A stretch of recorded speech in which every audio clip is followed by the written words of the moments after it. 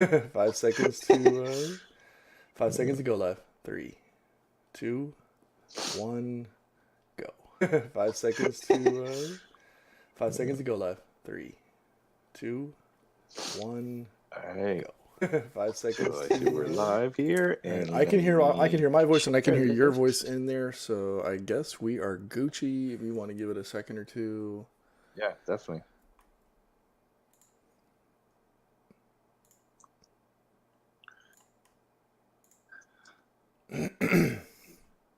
Podcast a day. Video game. Cool. What's up, everybody? Good morning. Good morning, everyone. Do a quick audio check. I mean, I heard myself, I heard Danny, so I don't know. Where I there's know. people on? I don't even know Well, I if know I there's saw people I know I saw on. Arctic in the mod section, so I'm pretty sure he's up. He may just not be available to chat real quick. Yeah. Oh. Yeah, we'll start again in a few minutes here. Sure. Yeah, man. Actually, you know what? Mhm. Since it's not officially, I still have time to run out and get a coffee, right? Yeah, go for it, Ming. Let me go refill that coffee. Go for it, man. What? Dylan Francis. I have to check to see what I could talk about. I'm checking some stuff here. Okay. Review. Okay, so. Oh, okay. So reviews is and when is October 1st? Let's see. What's up, everyone? Good morning. October 1st. Oh, that's tomorrow. All right. What's up, everyone? What's going on? Yeah, we're gonna record now episode 799 in a few minutes, and I got some topics here. Paris is not gonna be joining us. It's gonna be fun. It's going to be fun, man. I did. You all right? But let me retweet it that we're here. Hey, Arctic, what's up? No worries, Arctic. We got it. Man? So, originally, I wanted to review Assassin's Creed Odyssey, but it looks like I can't talk about it until Wednesday. Tomorrow. No, actually, tomorrow, October 1st. Well, yeah, that's the NDA. That's the embargo. So, but Pete, do you want to record that review maybe like on a Tuesday or Wednesday and release it on a Thursday if you want? I cannot, because as of Tuesday morning, I am out. I do not return until Friday evening for work. Oh, okay. So if we want to do, honestly, I think that gives everybody time to run through and get max use of the game. Okay. I think we all have codes. Next episode, so we can save it for Sunday's episode. Yeah, since I'm out, that way the three of us can do a high level focus of definitely. everything that we've played and enjoyed on Assassin's Creed Odyssey. Yeah, I haven't streamed it, guys. I had an opportunity to stream it, but there's a lot of stuff in the game that I can't show. So I rather today. Just be safe. Yeah, I think I'm just trying to be safe. Today. Okay, cool. Yeah, I just didn't want to. Like you said, I wanted to go. I've had to go through the review guide a few times to make sure that I have an understanding of what's out there. So stay tuned. I think I'm going to do that today because I did a lot of PUBG over the last couple of days. I played till like 2 a.m. last night. We won like 6 games. It was amazing. Actually, I woke up today like at 4:30 to play Assassin's Creed. Nice. This morning, yeah, because I'm pretty far in the game. So nice. All right, so let's start with the show. No, let's go. What, you gonna say something? No. I was gonna say let's go. We're good. All right, let's do this.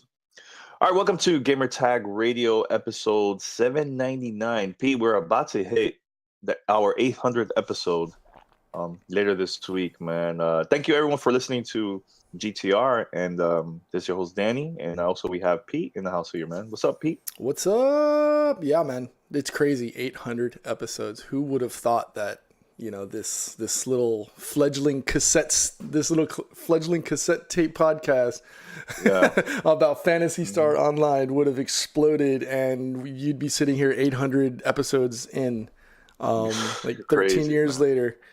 Like, Crazy. did you think in your wildest dreams, and I'm not trying to say that like we've made it, we're like the Tesla of podcasts, right? But did you ever think back in the early 2000s that you would be sitting here in 2018, at the tail end of 2018, about to tip over the 800 episode mark? And, that's in and of itself quite an achievement. If you look at the grand scheme of things, if you look at all the other podcasts out there, the Joe Rogan Experience, 99% Invisible, and all the other shows that you can find on all your other podcast directories. Did you ever think that you would be sitting here at 800? Never in a million years, man.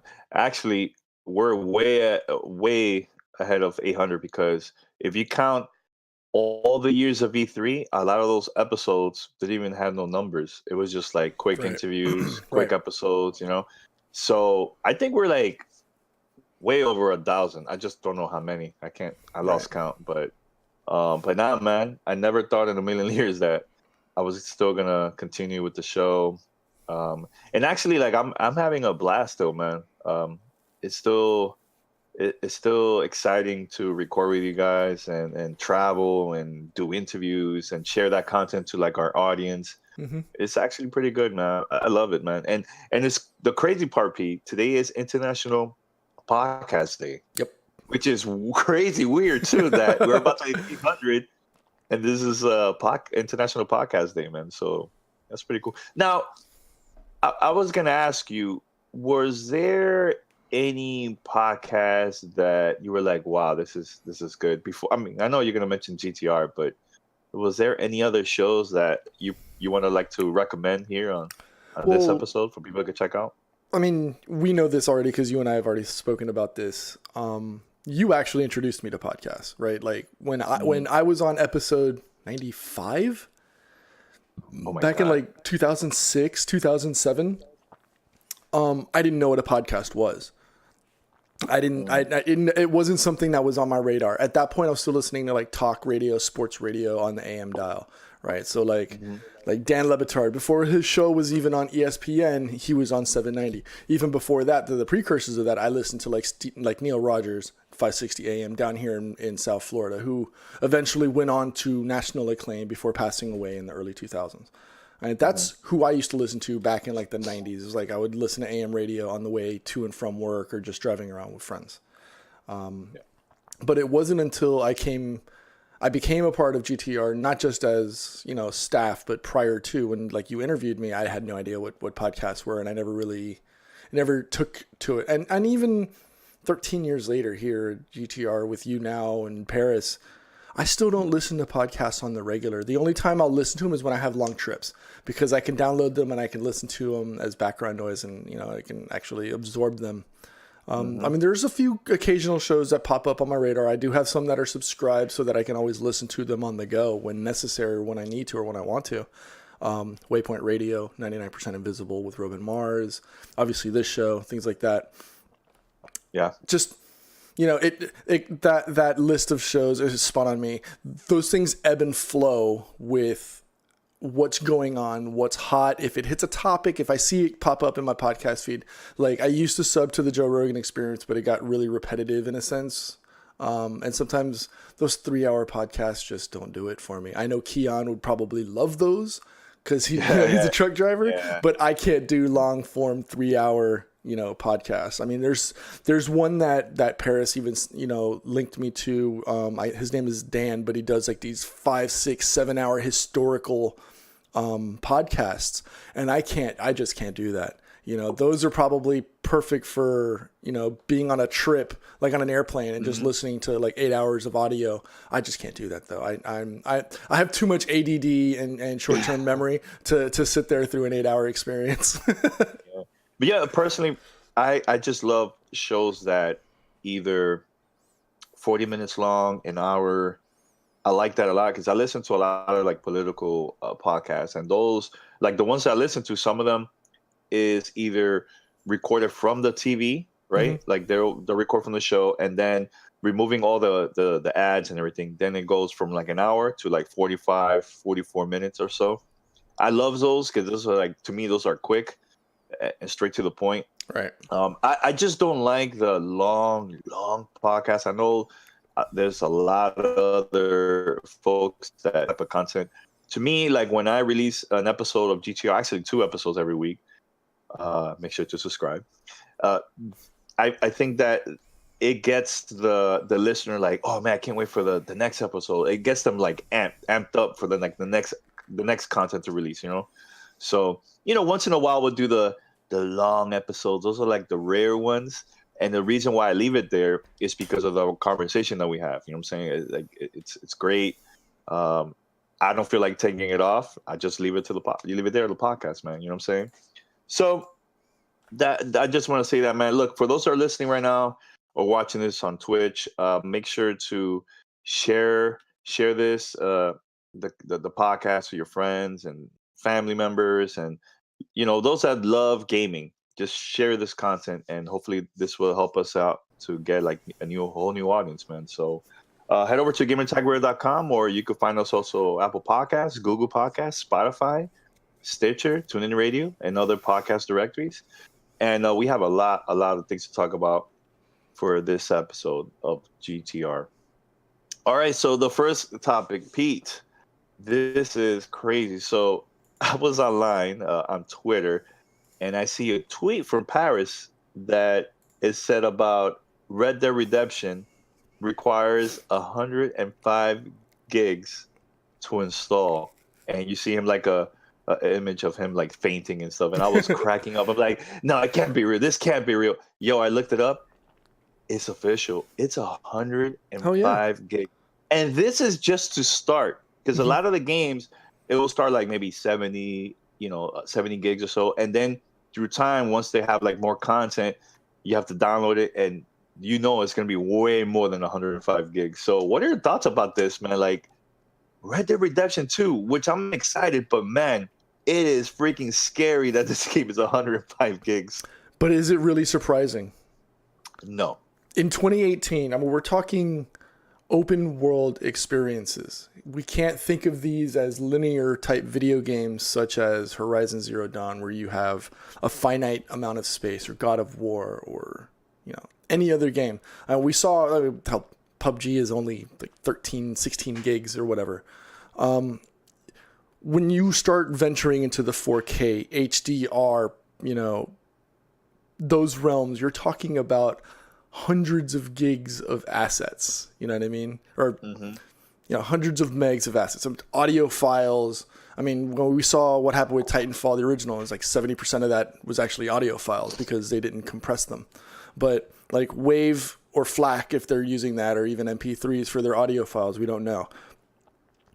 Video assets, plus all the coding behind it, just for the base game itself, not to include Red Dead Online. So that whole thing has to have some kind of supporting directory of files and format and whatnot. There's going to be so much content on this that, when you start looking at large form games such as this, Witcher 3 and things like that, those style games, that's when you start hitting that 80, 100 gig mark easily. And don't expect it to go any shorter moving forward. I mean, unless technology from a video or audio file perspective start to grow and expand into higher compression while still retaining their fidelities. That's why I mentioned FLAC earlier, because everybody loves WAV files because they're uncompressed and they sound phenomenal, but they take up so much space. So when, not trying to divert too much from the conversation, but with video files, a little bit different. So until they find a way to highly compress without affecting the fidelity of the video files, you're going to start seeing, you're going to see installs of 100 gigs easily, especially moving forward in order to support 4K and HDR and all that. Yeah. Well, you also got to understand too that there's consoles like the that don't have the consoles that don't have 4K. I feel like, is it fair for those people that don't have consoles that is 4K? Should they even get this amount of file size too, because I think like, all right, let's say you have the Xbox One X, right? You need to download these games, like the new updates, if you want to get the enhanced version because it's 4K, right? Now, let's say you have the original Xbox. Should you also download 105 gigs though, man? Because you're not getting 4K at all. So what is the purpose of those that don't have the new console? They have the original PlayStation 4, the original Xbox One. Why they should download a 105 gigs file besides the 4K? You may not have a choice. You know what I mean? Like in that respect, you may not have a choice. Like at least they're giving you this advance notice of 2 months prior to launch that, hey, start clearing out some of those unnecessary files from your console. But it's getting to it's going to become commonplace moving forward, where 5 years ago 50 gigs was mind blowing. 50, 60 gigs was mind blowing. 80 to 100 gigs, that's going to be common. That I think it's going to be commonplace moving forward because people want to start. And I think this puts it more on the shoulders of the developers or the publishers, to the point that I think gamers and consumers have argued enough in the past about having to unlock content in a game post-launch when it's already there, as opposed to it being an updated file. You know how like developers or publishers will unlock a bonus feature if you pay like the season pass. If that's already included in there, why should we be doing that? And that's a totally different conversation that we can have. We can do this now, or we can do this at an after show. But yeah, if the content is already there, just let it go at the beginning of the launch. But going back to the thing, I mean, we've seen how the price of hard drives has dropped dramatically. You can buy 2, 3, 4 terabyte, external hard drives that you can connect to your consoles for, less than $100. I have a 3 terabyte on my Xbox One. I have a NAS in my living room for my media center with 20 terabytes. It's not that much if you think about it in the grand scheme of things. So now think of that from a perspective of video games, man. Yo, let me tell you this, Pete. Check the Tech Deals channel. I just say, check the Tech Deals channel in the GTR Discord. You'll see those deals all the time. Yo, I feel so bad for those that have a data cap, monthly data caps. This one game is probably going to be like half of your data cap. That's 10% of it. Yeah, most of them are like 1 terabyte. Most are 1 terabyte. Yeah. So yeah, that's 10%. Yeah. But there's probably people that still have like maybe a 300 gig monthly data cap type, So, but I think I'm going physical for this. Like for this game, I'm going straight up physical. I'm going to go and buy it at the store, man, instead of downloading it. Why? I just feel like, okay, my hard drive is getting really full, man. And I have a 4 terabyte. But you still have to install it to the hard drive. What's the difference? I know. No. It's okay. All right. It's okay. Besides the installation, I just don't want to wait. The other day, I downloaded the Halo Master Chief Collection, like the new version update and everything, and it took forever to download that, man. I forgot how many. I can't remember the file size of that, but it was a lot. Also, Forza was a lot. Forza Horizon 4, Assassin's Creed Odyssey was a lot. Just imagine Cyberpunk, Pete, when it comes out in the future. I doubt that game is going to be less than 100 gigs. I think it's going to be way more than that, man. I would not be surprised. It might be even more. It might be more than Red Dead Redemption, man. I think so, man. Well, I would venture it's a 120, 150 easily by that time. I don't know. I know I'm breaking the fourth wall here, and I know somebody mentioned 200. 200 for? Ew. Hey, I'm on PC. Give it to me. Give it all. Give me all them gigs. Yeah, man. I don't know, man. It's just crazy, man. These files are getting scary, man. Dude, do you remember a time where every time they had a new game for the Xbox Live Arcade, it used to be like it had to be like at least 500 megabytes or less. Do you remember that, Pete? Back in the Oh yeah. early 360 days, Oh yeah. and I was surprised how many games came out pretty good for 500 megs and less. I was like, oh damn. And then they were like, you know what, screw it, let's go all out. Then it was like 1 gig. I'm like, oh man, it's getting big, man. Years later, 105 gigs. Oh my god, Oh yeah. insane, Oh, yeah. insane, Well, man. yeah. Like I mean, you figure Blu-ray and dual Hmm. density and all of those drive types. That's 50 gigs. 50, 52 gigs, 54 gigs, I think, for dual density Blu-ray drive. Hmm. You figure that's what these games are sitting on anyways when they come at you. So, I mean, I still don't understand why you're going to go physical. At the end of the day, you still have to install it to your hard drive. Yeah, I don't know, man. You just need the disc and the drive to spin it up to unlock it Well, and play. So at here's that the point, you might as well positive just thing. install it. What's the deal? What's the difference? Here's the positive thing about installing disk versus downloading it. It's gonna be a lot faster to install it for me instead of waiting to download the game. Well, I think that's where Just my opinion. I think that's where the That's just preload comes in handy. If they yeah. have a I preload, agree. then you're I ready agree. to go. You just have to download the update file, and you don't have to worry about it as long as again, you just got to keep that disk in the drive, and that's why. And that's one of Yeah. the reasons. I mean, welcome to lazy 2018, right? Welcome to lazy Americans 2018, because with the download, you don't have to put the disk in the drive. You just press go. Like when I Yeah. want to play, Spider-Man 4. It's digitally downloaded. I don't have to do Yeah. anything. I just press go on the controller, or turn on TV, and play. I don't have to Yeah. go and look for the disc and put it in. Oh, I left another disc in there. Let me take that one out, put that one away, and I got to put this. Nah, press Yeah. play and go. Well, actually, list games that, let's say you buy the physical version. Let's just make believe. I can't remember. I know there was one that this situation happened. So you buy the game, you install it, you try to play, and it says, "Oh, there's an update." You're like, "Oh, okay, I'll update it." 16 gigs extra. That happens too with other games too. And it's like, oh man, crap.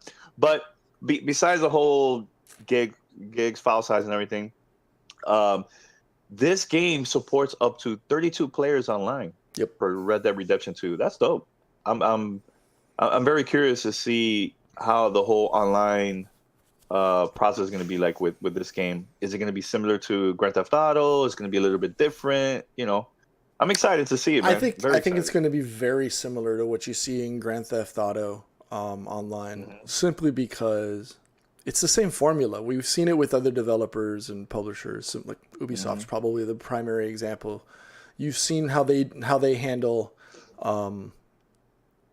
a lot of their content follows the same formulaic method, right? And so it apparently it works because their GTA Online is one of the top grossing games still. You know, Yeah. was it's 5 years after release. They're still blowing up like gangbusters. So Still making money. Still yeah. making money. So why not? If it ain't broke, don't fix it. Hell, I think I just posted in Discord the other day that I had found a video. Somebody had made a mod of GTA Online using the Predator, down to using Oh, that's it dope. does the laugh, it does the the little mini nuke that he launches. Like he was, weapon select. He throws the spear. He had the everything. You're going to see crazy zaniness just like that on art. I want to play the Predator in the wild, wild west, having people running away in horses, and I get to go chase them and shoot the net and throw my spear. Hell yeah, I want that. Dope. All right, but let's go to the next topic here.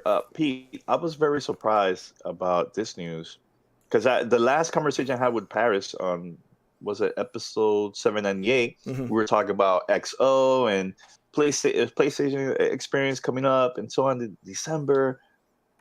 Sony announced that there's not going to be no PlayStation experience for this year. What are your thoughts about that, man? Do you think that was smart for them not to have it? Because I heard bad reviews about last year's event. Did you? Last year was kind of, yeah, not the hands-on part, but more of the press conference that they usually have, like the first day. It seemed like it was very boring, and a lot of people didn't like it. So I don't know if that has something to do with it, but maybe they just saving up for the next big thing for PlayStation. Like they don't need to. I think they don't need to do no PlayStation experience, man. They're doing really good with, all the games that have been coming out this year, especially like the exclusives. The console's number one. What is the point of them having a PlayStation experience? I can see why Microsoft is doing it, but PlayStation, I think they're good, man. So we go back to PlayStation Experience 2017. Mostly gameplay of already announced games. We fast forward E3 2017. Not a lot in the form of brand new announcements. Showed a lot of gameplay of games we had already seen. Obviously highlighted by Spider-Man, which has already come out. Maybe they just don't have anything to unveil. Or remember last year at the last PlayStation Experience, Sean Layden mentioned, by this time next year you'd be able to change your name. Maybe they're canceling it because it's not going to be available. We promised name changes in PlayStation Network last year, where since we can't deliver, we're not going to have. No, I'm kidding. I don't know. Yeah.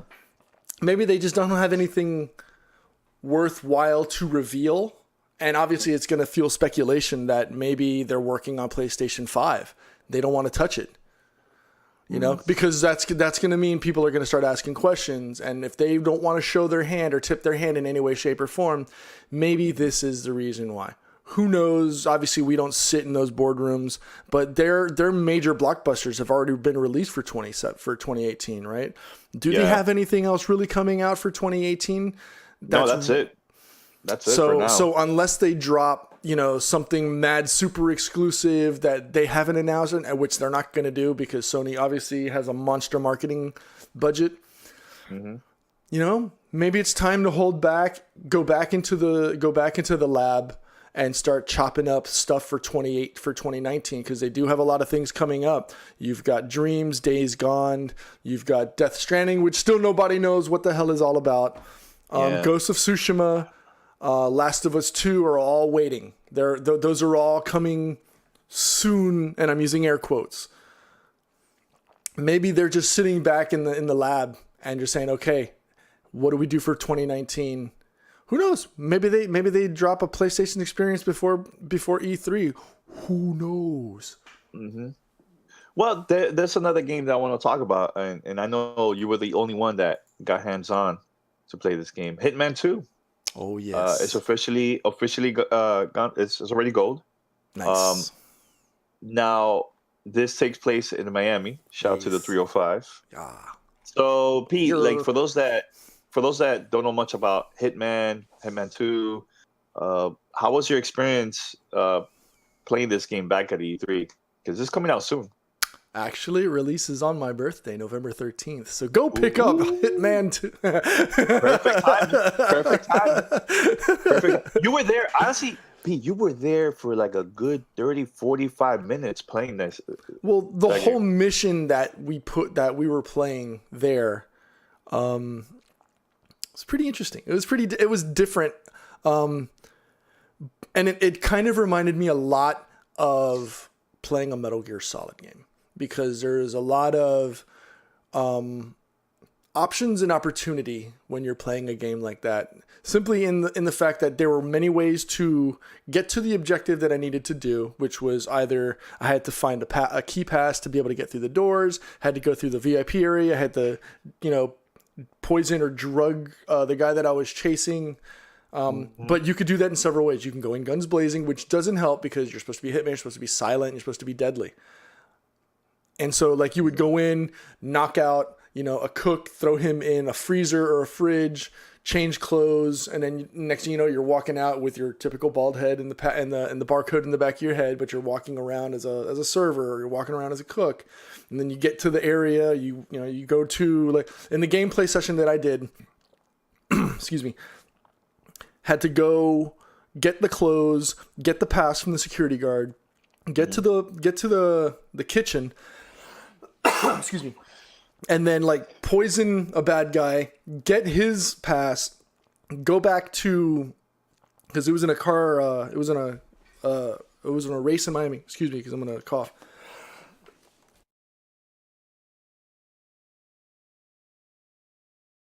Okay. Sorry. Yeah, I was just back off it's there. Fine. All this bad talk about Sony, the Sony ninjas got me. And then you had to go down into the pit to booby trap a vehicle of the actual target that I was originally set up to kill. So there was a lot of different paths and ways that you had to go, to get to these things. And, the whole hiding stealth mechanic really, really reminded me of a game like whether it be Splinter Cell or Metal Gear Solid, because you're always, you're aware of your surroundings, and then you have to you have to do little stealth moves to get to your objective. I really enjoyed it. So that's dope. And maybe that's because I hadn't played a game like that in a while. Maybe because it harkened back to that Splinter Cell stealth type gameplay, or those Metal Gear Solid games where you're always hiding and the whole stealth mechanic I think is missing from a lot of games. The required stealth mechanic, I think I'll quantify that statement. Because a lot of games just give you the option to go in and guns blazing. And if that works for you, fantastic. But it's not a requirement for you to be completely stealthy the entire time. Mm-hmm. Yeah, that's why they got to bring back Splinter Cell, man. That was the first game that started that. If you work at Ubisoft and you're listening to this podcast or you're watching the Twitch show, please release. Wink. Wink. Nod. Yeah. All right, so... I'm going to play this interview that I recorded with Universal Studios, Pete. They were talking about Horror Nights. You could check it out in Orlando or in Los Angeles. And the reason why, first of all, they contacted us. They invited us to go to the park, but I couldn't go. Pete couldn't go. So I was like, let's do it over the phone, man. Let's record this. And it was cool, the conversation, because we talked about the haunted houses, Stranger Things, and I think the Stranger Things, when they have arcades from like the 80s, we talked about that, and also previous haunted houses where they had Resident Evil and other video game themed haunted houses. So listen to this interview right here, and once we come back, we have more topics and also fan mail here on GamerTagRadio.com. We'll be right back. All right, Pete. So the next topic I really want to talk about, this is a big one because we've been talking about this now for a while now in previous episodes, but Playground Games hiring 177 developers for and I quote, new AAA open world RPG. If you listen to my Forza Horizon 4, I talked about that. Forza Horizon 4 to me is one of the greatest racing games I ever played, man. I thought 3 was like the top. This surpassed it. And during the review, I mentioned that they are getting better and better when it comes to like open world designs and activities and missions and all that in the Forza Horizon series. But imagine if they could pull something off like this, but now RPG style, which is Fable, I think. And we've been talking about this now for a while. That's the rumor that they're working on a new Fable game. And I think it's good, man, because I think that Lionhead was still stuck in the whole same design, same concept, but having a new developer that they have probably tons of different ideas. I could see them putting this off, man, making some great open world RPG, man. What you think about this, Pete? If the rumors are true. I know this is something you or Paris had alluded to a couple of months ago, maybe earlier in 2018, about Playground Games. Potentially doing, or taking over the whole Fable stuff, because they're based in the UK, and just a lot of the little hints and stuff all like seem to tie back. I think there's also talk about potentially doing the Berserk manga from Japan, which came out like originally in '89, which I think has a really cool storyline. I'd love to see maybe that turn out to be what we're looking at. But it's interesting. I'm excited because I know between the initiative and all the other developers, the other studios that Microsoft has, announced back at E3, they need something big. They need something that's going to drive attention towards the Xbox brand. And I think Fable probably is going to be the one that everybody is going to jump out with first, because that's the one title that they were hoping to have in 2018, 2019. That rumor got shut down. Obviously, we heard that the studio got shut. Peter Molyneux he got the boot. Yep. I remember those days. I think it's probably time for a title like Fable to start coming back, because who knows, maybe we'll see Rust all over again, right? Isn't that not Rust. What was the game that you've been wanting to get back? Dust. Sorry. Is it Dust? Oh, by Phantom Dust? Is it Phantom Dust? Yeah. Maybe, who knows? Maybe they'll be doing Phantom Dust. Who knows? But that was a Japanese developer that worked on that. I'm just saying from a title, from a Big Bang, news, I think Fable 4 would be the one thing that everybody's going to want to capitalize. And I think that's something that Microsoft would obviously have a leg up, as at least from a lore, from a story, from a, something that they could jump start the hype machine for an Xbox title, which again we've talked about countless times here on the show. They need exclusivity titles. They need titles that are going to draw people to the Xbox ecosystem, not the console, the ecosystem, because the ecosystem is what's going to drive people towards the Xbox brand. Because whether you're playing it on Xbox on your PC or you're playing it on your console in your living room or wherever, that's where Microsoft wants you. So that's where they need to drive them towards your ecosystem. You know what, Pete? The Xbox 360 had so many RPG games, man. Some great exclusive RPG games, some that was available also for all consoles. But I feel like Xbox One, this generation, there haven't been like a lot of RPGs compared to like the 360 days, man. And I think especially first party, because if you think about it, if you go back to the 360 days, they had Blue Dragon, they had Lost Odyssey, they had a couple good RPG games, man. Some from Japan, some from like Europe and other places, and they need to step it up, man, Microsoft. And I think Fable is the game that they could bring that back to like the Xbox brand. So having it as an online RPG, oh my God, imagine, similar to like Phantasy Star Online, maybe a little bit of Destiny, when it comes to like activities and live events, and man, they could put it off, I think, man.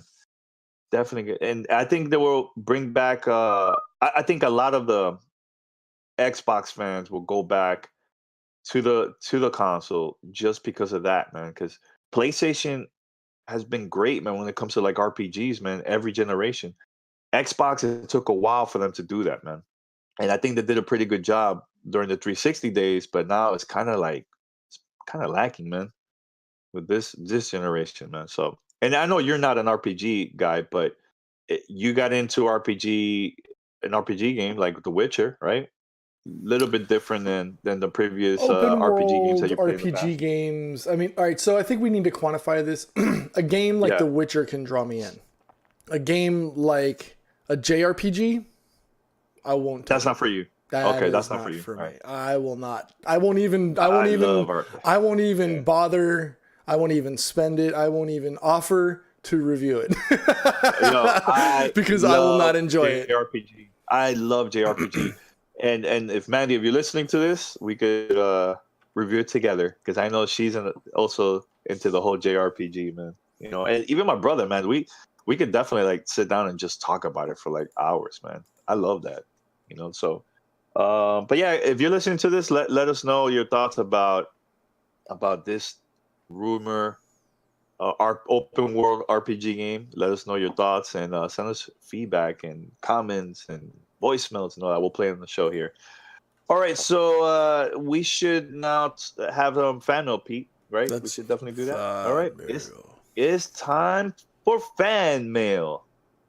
All right, so we have emails, we have voicemails. Which one we should start first, Pete? Um, Because I have a couple emails here.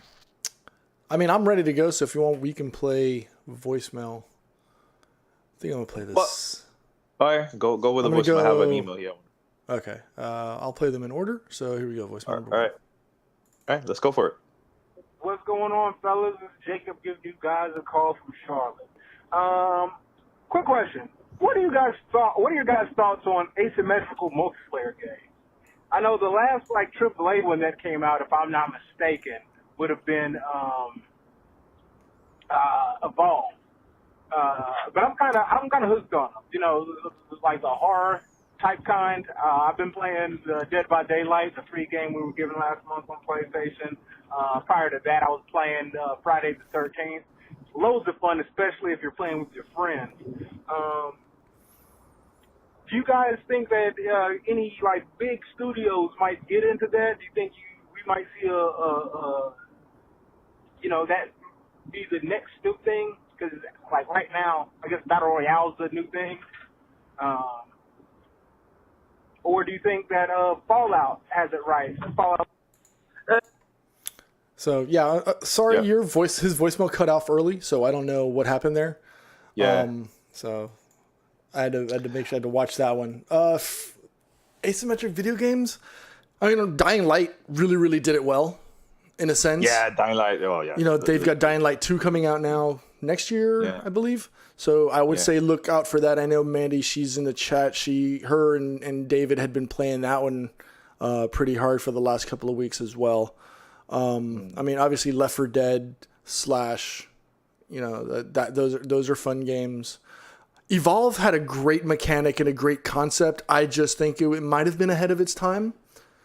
I think it was very repetitive, man. That game. But Why I think a lot of people left, man. They got tired of it. I think But quick, super quick. if you think about it in the grand scheme of things, how is it any different from a Left 4 Dead?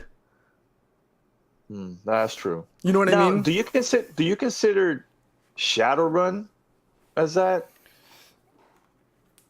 or not really? I don't know if I would. No. Okay. No. Just So, bring I it think up it's just in case. no. I just don't. I don't think it fits that. I don't think it fits the concept of an asymmetrical, multiplayer game. I'm trying to think of another game. I guess you could call Counter-Strike an asymmetrical. Yeah, I can see that. Because the map never really changes. You're always on the same map. Yeah, I agree. Totally agree with that. I don't know. But hey, again, there's nothing wrong with them. I mean, we saw the success of Dying Light. We saw how everybody exploded in excitement with Techland and Dying Light 2. So, I'm looking forward to it. They should bring back Left 4 Dead, man, for sure. Should definitely bring that. That game was awesome, man. Can they do anything else with that, though? I mean, don't you think that genre might be just a little played out now? No, but you know what's played out when everybody does Battle Royale? It's too much. Everybody When they has do this it well. freaking Battle When they Royale. do it well, does it make a difference? Oh. I don't know. I just feel like it's good to do new things, man. Look, in order for the industry to grow, when it comes to creating games, creating content from content creators, we need to do different things, man. If everybody's doing the same exact thing just because it's the new hotness right now, we're never gonna grow, man. It's the same freaking thing over and over and over again. So by the time that Left 4 Dead came out, there was nothing like that, man, at that time. That's why it was so big, man. That's why so many people bought that game, man. So yeah, they could release something similar to that, but change it up. Make it 2018, 2019 version now. Something different, but the same type of vibe. Right. So yeah. By the way, excuse me. Do you have any emails you would like to read, or? See, you start talking about them Battle Royale games, boy, and them BR ninjas come in and made you cough. They got you. Yeah, Got to be I careful. know, man. They're like, what you were saying about us? What? You quick shank. Yeah. Let me see here. Oh, by the way, Pete, you should read this one. This was really good. From it's called the Assassin's Creed Origins winner. Have you seen that? Have you gotten that or not? I will. It's not a Yes, question, yes. but I'll read it. Sure. yeah, it's cool. It's cool. It's a good story. Dear Gamertag Radio, I am a longtime listener, and this is my first time reaching out. You guys do a very good job, very great job on your podcast. I look forward to listening to each episode on my long commute to work and sharing the love for games with my friends and coworkers. A year ago, I sustained an injury in the gym. It has been a reoccurring pain down my lower back, hip, and leg. To help cope with the pain and combat depression, video games have really helped me the past year. I have not been able to play with my 2 little boys or live an active life post-injury, and the memories and experiences we have made from playing old school games like Mario 64 to Nintendo Switch Mario Odyssey, it has been a lot of fun. I want to thank you guys so much for giving us gamers a chance to experience new game titles. With such a tight budget on finances, it's been hard to save money towards new games. Today was my big day at finally overcoming this injury by having surgery and hitting the recovery road hard.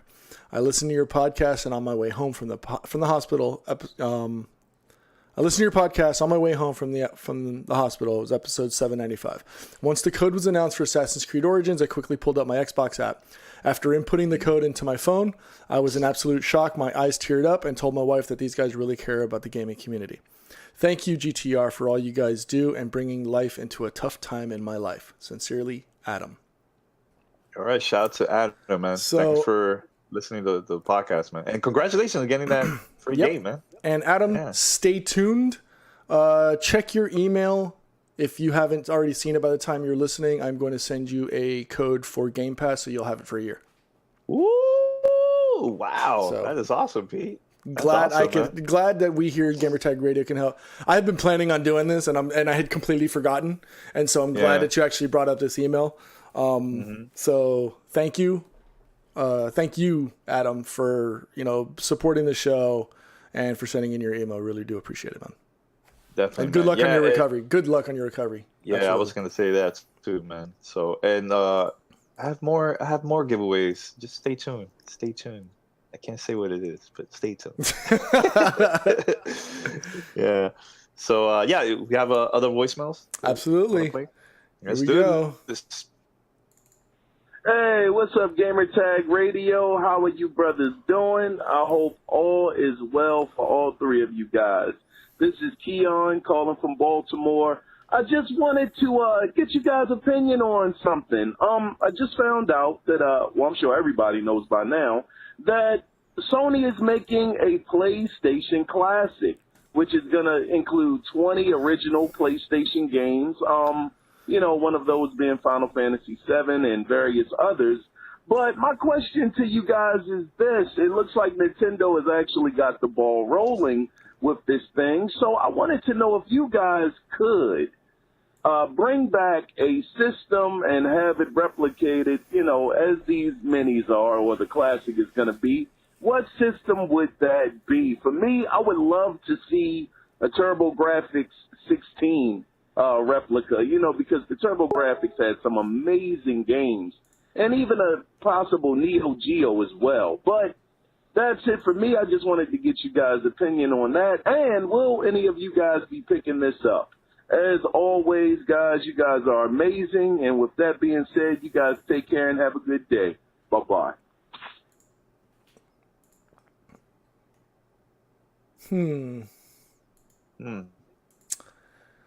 What would you say, Danny? I'm curious to see what you would say. Yo, come on.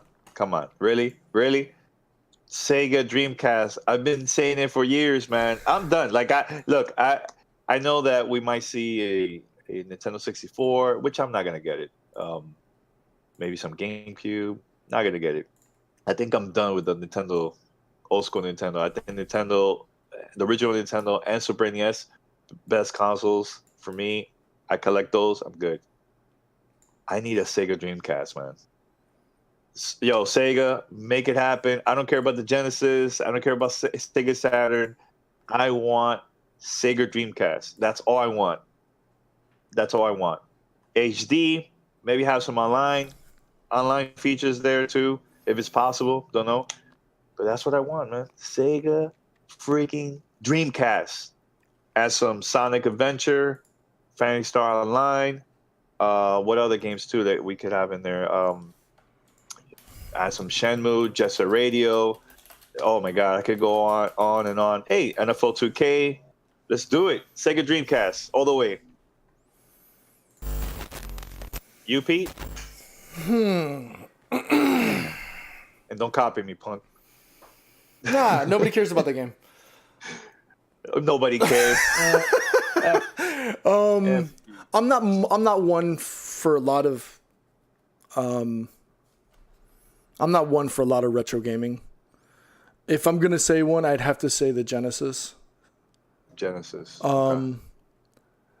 the Sega, was it Sega 64 or whatever? Sega 16. Was it you the mean Genesis? the Was it 32X? The 32X, was it? I don't know. Yeah. Dude, we're talking what, 15 years, 16 years now? Yeah, Pete, but Plus? Sega 64, More. I've never heard of in my life. What the hell is that? Sega 64 exclusive. Was it the CD? Was it the CD thing? Sega was CD. Yeah, so it would be either that or I'd go further back and I'd say in television too.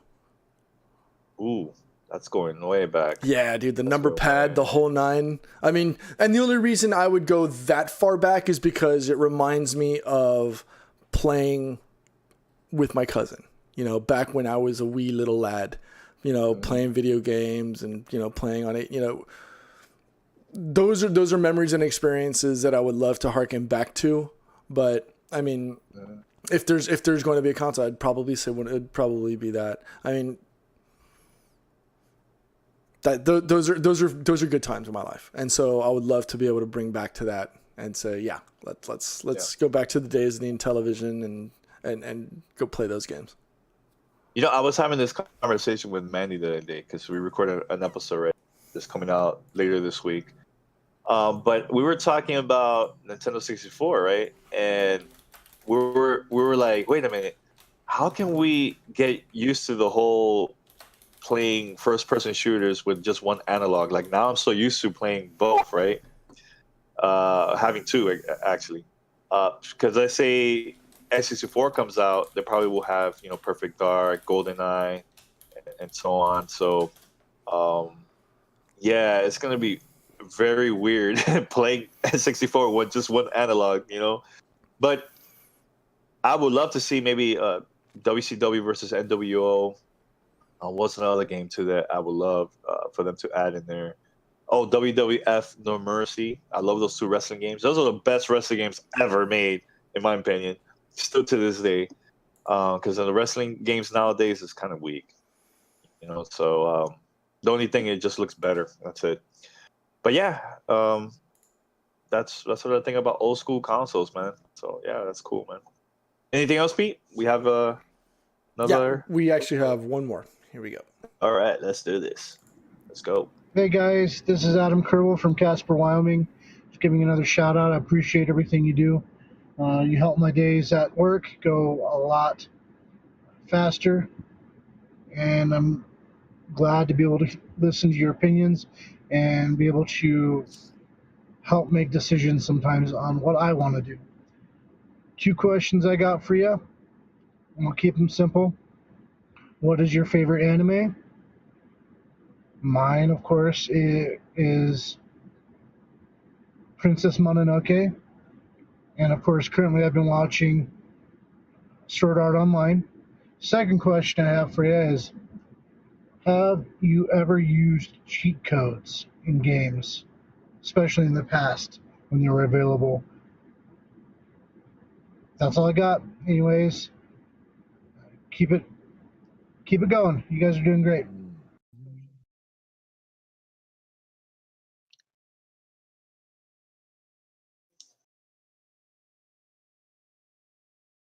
Yeah, everybody's used cheat codes. Come on. Yeah. Well, you want to answer, because you can answer the first one. I can't really answer that. So let me see here.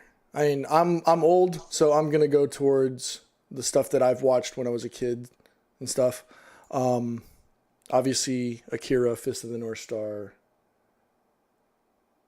Ninja Scroll, Ghost in the Shell, Vampire Hunter D. Those are animes from my era. There was one that came out about 2 years ago called Your Name that I watched with my wife and my daughter here, and it was actually really, really well done.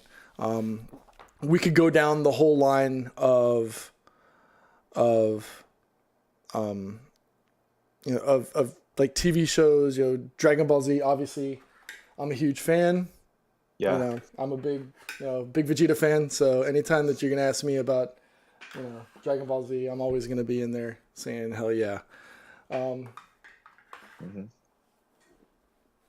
Yeah, I was like a casual Dragon Ball like fan. Once in a blue, I'll watch it like with my brother. But I was like, yo, I don't understand this, man. I don't know what's going on. Story is all crazy, but I could talk about cheat codes. Are you ready for this, Pete? Cheat codes. Now, do you consider this as a cheat? But when Mortal Kombat came out for the Super NES and Sega Genesis, the Sega Genesis version had blood.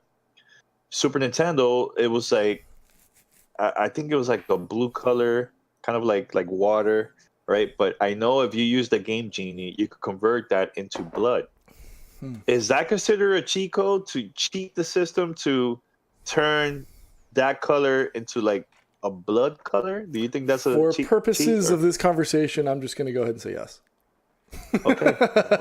Well, I used to use a lot of Game Genie, to get more lives. I'm thinking what other games too. Actually, there were some games that they had like pass codes in order for you to also go ahead. For example, Punch Out for the NES. If you want to play Mike Tyson, you put that right, and you play against Mike Tyson.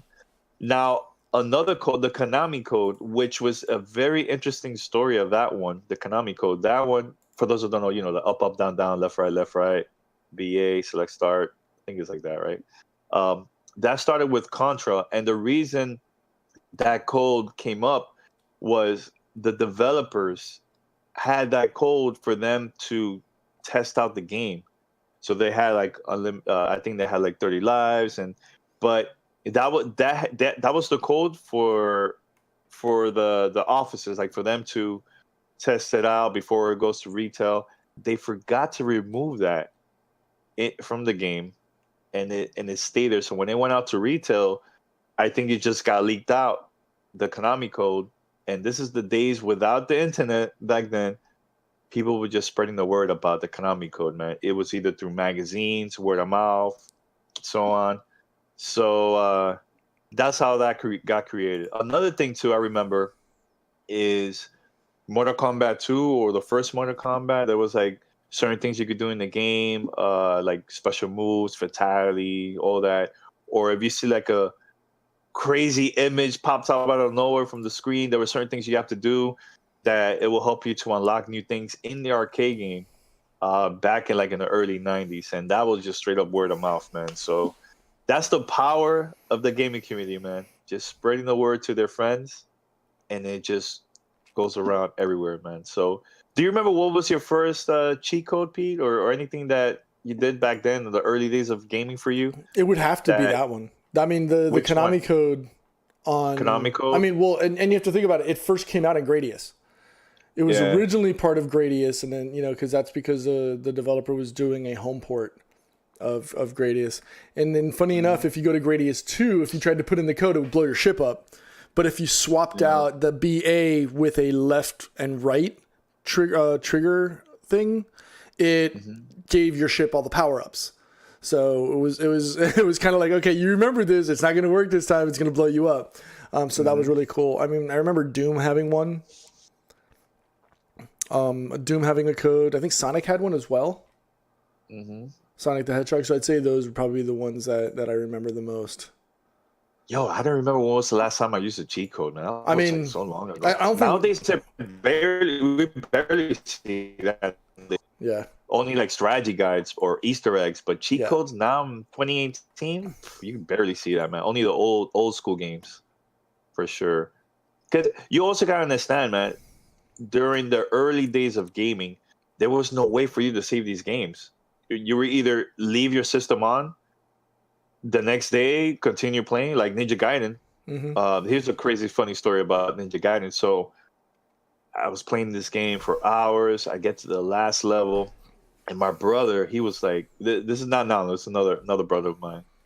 he was like maybe 2 years old, 3 years old, something like that. He wanted to play the NES. He wanted to play Ninja Gaiden, and he started crying. And he basically told my mom that he wanted to play, and I didn't want to let him play. I was like, oh my God, I'm in the last level. Please don't do this to me, please. My mom goes, let him play it. I'm like, oh my God, this sucks. Remember, there is no way for me to save this game back in the early 90s. Right. I gave him the controller. He was just looking at the screen, and he didn't know how to play. So he was just looking at the screen while he was holding the controller. And no, I'm looking at the time going down. I'm like, oh my God, man, this is not good, man. This is not good. I'm in the last level. Please, I'm trying to finish this game. It was too late, man. I had to start from scratch. It sucked, man. It sucked. Or another time, I'm playing Ninja Gaiden again. Last level. My mom goes, all right, turn everything off. It's time to go to bed. I'm like, oh my God. So I didn't want to get caught that I'm still playing, right? So I left my Nintendo on overnight. Yeah, but what I did, because the console had like a little red light, so you could notice, oh, that thing is on, and you could see it at night, right? So I got some tape, and I cover the red light so my mom wouldn't even see it. So the next day, I got up, started playing the game. I continued to the same level, and boom, I finished, man. That's funny. Yeah, but it was tough back in the days with no games to save. And the only games I think at that time that you could save it was like my first experience saving games was the original Zelda for the NES. Now, once that cartridge got like old, there was a battery inside the cartridge, so you couldn't save anymore. The battery was already dead, and the only way you could save it is you leave the cartridge inside the Nintendo system and don't take it out, and you can still save it. Because remember, you put it inside the Nintendo system, and it's giving power to the battery. That because it's still there connected to the system. Right. But once you put that out, forget it. Everything is gone. So that's how I managed to finish Zelda back in the days. Also, Wow. I know it's not about cheat codes or anything, but just wanted to talk about Cheating the system. Cheating the system. Cheating the system. Yeah. Actually, man, yeah. And I think, you know what was my first cheat code? I just remember right now while talking to you. So, Atari 2600, there was a baseball game, super cheap looking baseball game. By mistake, when you hold the controller, like the joystick, you point it up when you're batting, you could hit home runs, not unlimited home runs. That was my first cheat ever in games for me. Baseball, Atari 2600, early 80s. There you go, guys. There you go. Yeah. So, brought back a lot of memories, man. Great question. Keon. Shout out to him, man. Wait, was it Keon? That No. was not Keon. It was the last guy. Oh, my God. Good job. Way to go, Danny. Sorry. Yeah, I was like on point, and I messed up. And then you messed it up. Good job. Yeah, but shout out to everybody calling us, sending us questions and feedback, and shout out to everybody that's been donating. P, right? We've been getting donations for your TwitchCon trip. Yep. Shout out to Tanya. Just dropped a $25 dono. Can't wait to see you at TwitchCon. Yep. So trying to raise money to offset the cost of going to TwitchCon, because a trip like that is not free. It is very expensive. Anything you got, anything our listeners can do, just head on over to donate.gamertagradio.com or click on the donate panel on the Twitch channel if you watch the channel. And again, it's appreciated. All of that goes towards hotel and airfare. Everything else that happens while I'm there comes out of my own personal pocket. So thank you very much. If you can. If not, even if it's just subbing to the channel. And speaking of subs, if you've got Amazon Prime, you can use your Amazon Prime subscription towards one channel, one streamer every 30 days. And again, any of that always helps. Yep. And go to donate.gamertagradio.com. That's donate.gamertagradio.com if you would like to support GTR. And we also have a store. So if you want to rock t-shirts, Gamertag Radio t-shirts around your local area, go to store.gamertagradio.com. That's store.gamertagradio.com. We're going to wrap it up here. This was episode 799. We're about to hit 800 later this week, and we're going to have Chris Hopper from Ride Games and also a good friend, Mandy, a.k.a. Lady Luck. She's going to be joining us, and we talked a lot about Nintendo Switch. Just be prepared. It's like a 30-minute conversation about Nintendo Switch. Yeah, that's it. Thank you, everybody, for listening, and until next time, we're out. Take care, y'all. Peace. It's cool, man. That was awesome. You're around, Pete? You're okay? You're quiet? No, I'm here. Sorry, I was updating stuff and changing it to the after show on the stream. Oh, okay. No, it's cool. It's cool. Yeah, my niece is crying. I don't know what's going on. I gotta check to see what happened. Yeah, ended the show. We ended the show. That's why. Yeah, she's like, "What? But why you're stopping the show? No." Yeah, so I will be on 2 panels at TwitchCon. 2 panels. Okay, so the first one is okay. Which ones? I know one of them, but what's the second one? So I am going to be on. I don't know the name of the panel for that Christina is. Yeah, it's Latinos in gaming. Okay, so that's that one, and then I will be on one with our very own mod Cypher of Tier, aka Tanya, in the chat. Once again, thank you, Tanya, for your $25 donation to help get me to TwitchCon. But I will be on hers for building a better stream community. Oh, that's cool. Yeah. That's awesome. Yeah. So looking forward to doing that one as well. Wow, yeah. Pete. He's on tour, man. Doing multiple panels. That's good. Yeah, I will be. There are 4 others that are going to be on this one. It is. She goes by Imperial Girl on Twitter. Which one? Adam. She goes by Imperial Girl. That's Imperial GRRL. On Twitter, I will be also with Skinny Ghost. Goes by Adam Coble, who is a co-author of the award-winning tabletop RPG Dungeon World. Ooh. Frisk, FRISKK. She's a streamer, voice actress, and Twitch partner, sponsored by SteelSeries, Bloom Microphones, DX Racer, and G Fuel. And Dr. B goes by @the Dr. B, clinical director of Take This Org, therapeutic DM, and foul mouth nerd.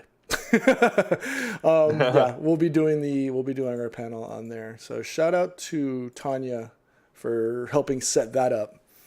That's cool. That's man. Awesome. Yeah, man. We need your donations, everyone. Please, even if it's $1, it's something. Yeah, help offset the cost. This was not cheap.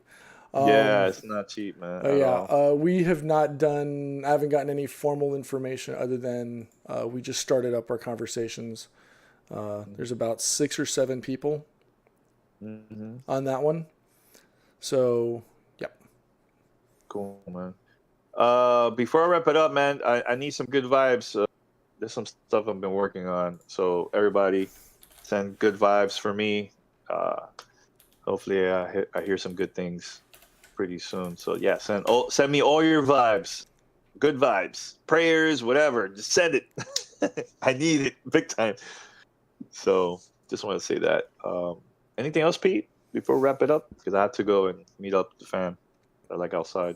Yeah, I do not know. I'm just trying to see sessions.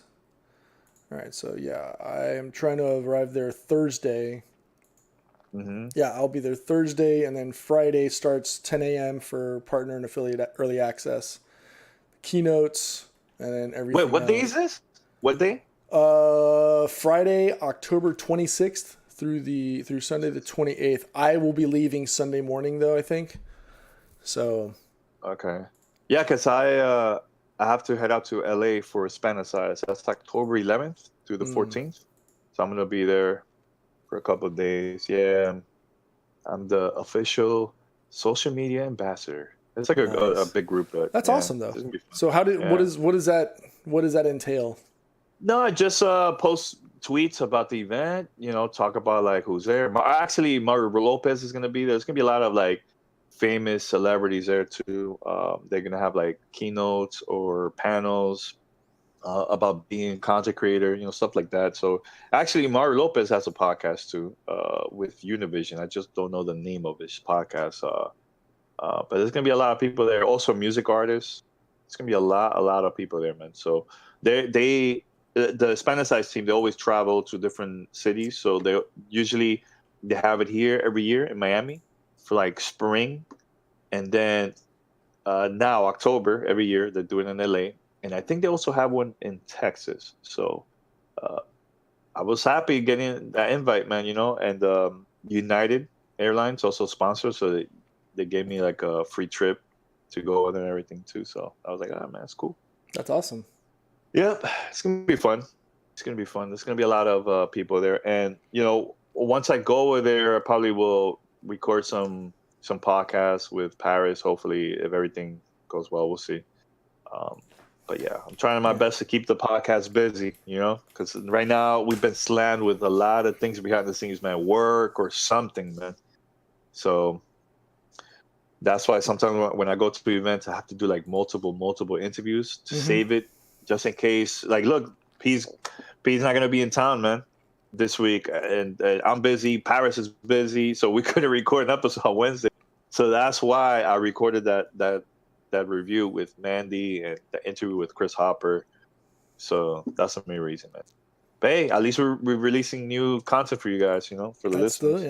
That's the whole goal. So I am going through. I just put a link to the Latins in Gaming. It's where'd it go? Latin X in Gaming. You belong here.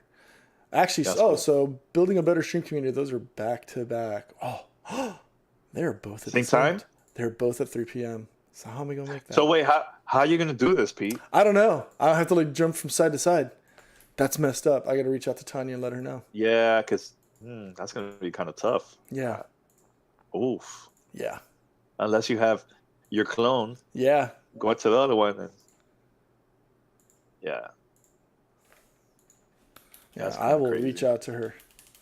Yeah, there's no way for you to do both at the same time. And I know the Latin one, we were talking about that for a while. Yeah. Very long time. I think since the E3, we've been talking about it.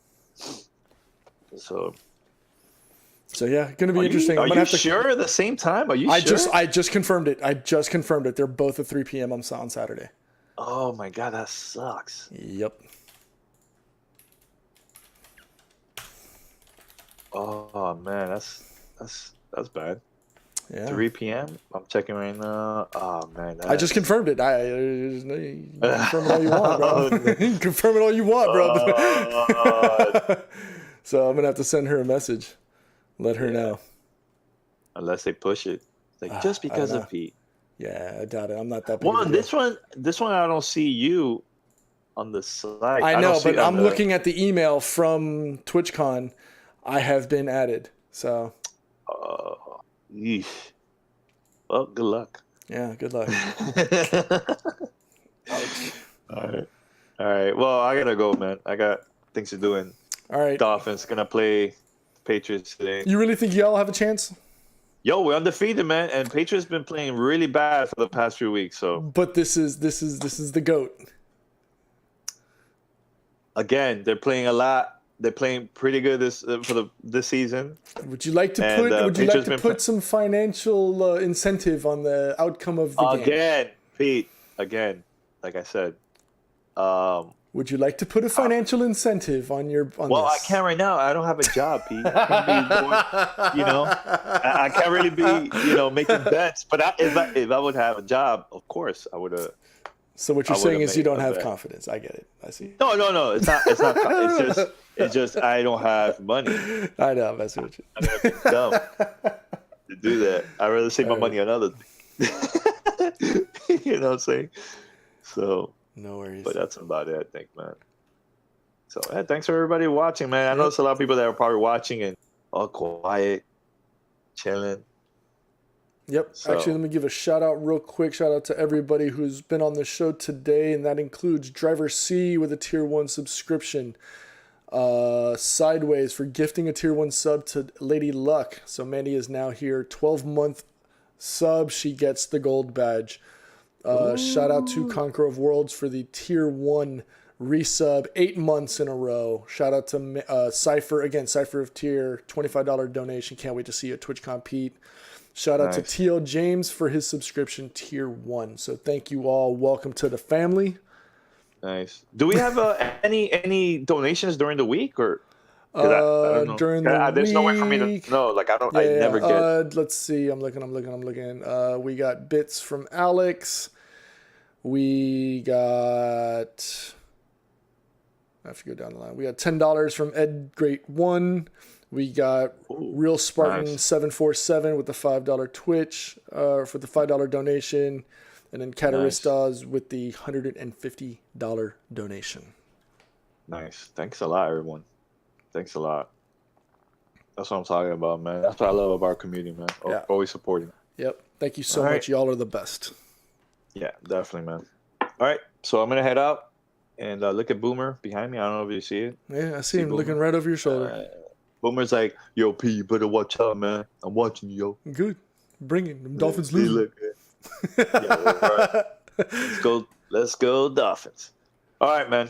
All right. Until next time, everyone. Right, thanks for listening. everyone. And new episode comes out tomorrow. Yep.